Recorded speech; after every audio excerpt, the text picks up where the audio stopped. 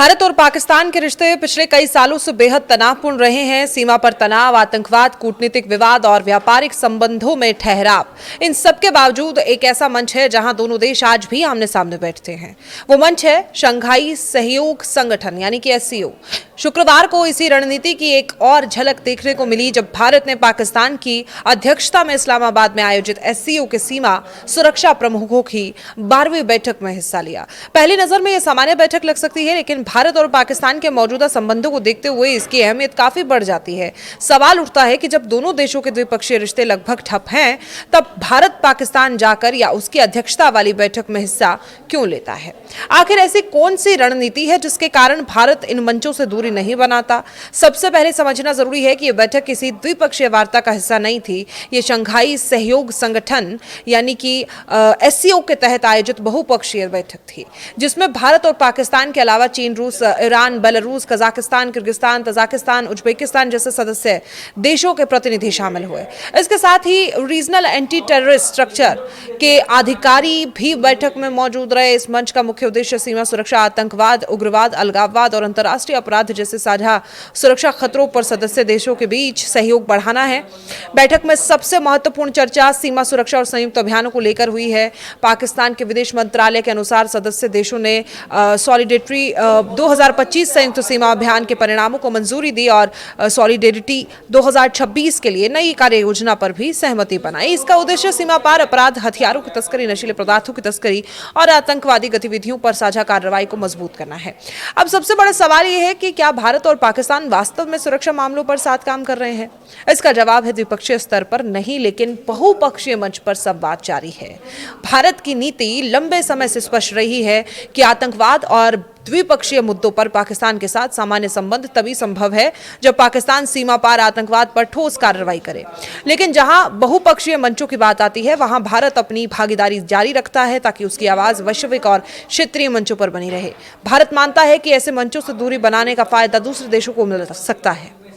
यही वजह है कि भारत ने पाकिस्तान की मेजबानी के बावजूद इस बैठक का बहिष्कार नहीं किया। ये भारत की एंगेज मल्टीलेटरली स्टैंड फिल्म बायलेटरली यानी कि बहुपक्षीय मंचों पर भागीदारी और द्विपक्षीय मंचों पर स्पष्ट रुख वाली नीति का हिस्सा माना जाता है। इस रणनीति को समझने के लिए पिछले कुछ सालों पर नजर डालनी होगी। साल 2023 में भारत खुद एससीओ का अध्यक्ष था। उसने नई दिल्ली में संगठन की कई महत्वपूर्ण बैठकों में मेजबानी की और वहीं अब पाकिस्तान सितंबर 2026 से अगस्त 2027 तक एससीओ की अध्यक्षता संभालने जा रहा है। यानी संगठन की कार्यप्रणाली के तहत अध्यक्षता सदस्य देशों के बीच बदलती रहती है और सभी सदस्य इस प्रक्रिया का हिस्सा बनते हैं। और इसी नीति के तहत अक्टूबर 2024 में भारत के विदेश मंत्री एस जयशंकर भी पाकिस्तान में आयोजित एससीओ की हेड्स ऑफ गवर्नमेंट बैठक में शामिल हुए थे।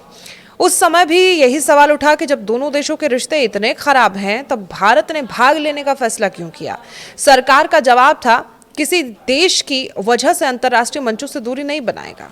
दरअसल एससीओ केवल भारत और पाकिस्तान का मंच नहीं है, इसमें रूस और चीन जैसे बड़े वैश्विक खिलाड़ी भी शामिल होते हैं और इसके अलावा मध्य एशिया के वो देश भी सदस्य हैं इसमें, जिसमें भारत के साथ ऊर्जा, कनेक्टिविटी, व्यापार, सुरक्षा सहयोग बढ़ाना चाहते हैं। ऐसे में अगर भारत इस मंच से बाहर रहता है तो उसका रणनीतिक नुकसान हो सकता है।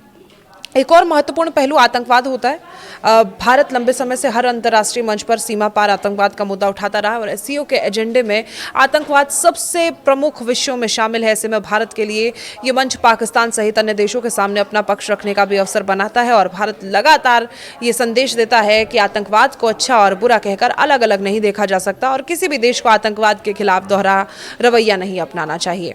इसी वजह से एससीओ के रीजनल एंटी टेररिस्ट स्ट्रक्चर को संगठन का सबसे महत्वपूर्ण सुरक्षा तंत्र माना जाता है और इस मंच पर आतंकवादी संगठनों, कट्टरपंथ, साइबर सुरक्षा और सीमा पार अपराध जैसे विषयों पर नियमित चर्चा होती है। हालांकि ये भी सच है, भारत और पाकिस्तान के बीच बैठकों का मतलब द्विपक्षीय संबंधों में सुधार नहीं माना जाता है। दोनों देशों के बीच बातचीत का दायरा अभी भी बेहद सीमित है, लेकिन बहुपक्षीय मंचों पर मौजूदगी ये सुनिश्चित करती है कि भारत क्षेत्रीय सुरक्षा ढांचे से बाहर ना हो। इस पूरे घटनाक्रम से एक और संदेश निकलता है, आज की वैश्विक राजनीति केवल मित्र और शत्रु के आधार पर नहीं चलती। कई बार जिन देशों के बीच गंभीर विवाद होते हैं वो संयुक्त राष्ट्र, G20, ब्रिक्स, एससीओ और बाकी के जो बहुपक्षीय संगठन में साथ बैठते हैं, क्योंकि साझा चुनौतियां जैसे आतंकवाद, जलवायु परिवर्तन, साइबर सुरक्षा और क्षेत्रीय स्थिरता, इन पर भी संवाद बनाए रखना आवश्यक होता है। यानी भारत का इस्लामाबाद में आयोजित एससीओ बैठक में शामिल होना पाकिस्तान के साथ संबंधों में नरमी का संकेत नहीं है, बल्कि एक सोची समझी कूटनीतिक रणनीति का हिस्सा है। और भारत ये संदेश देना चाहता है कि वो आतंकवाद पर अपना सख्त रुख कायम रखते हुए भी अंतर्राष्ट्रीय और क्षेत्रीय मंचों से पीछे नहीं हटेगा। बदलती वैश्विक राजनीति में प्रभाव उसी देश का बढ़ता है जो हर महत्वपूर्ण मंच पर मौजूद रहे, अपनी बात मजबूती से रखे और निर्णय प्रक्रिया का हिस्सा बने।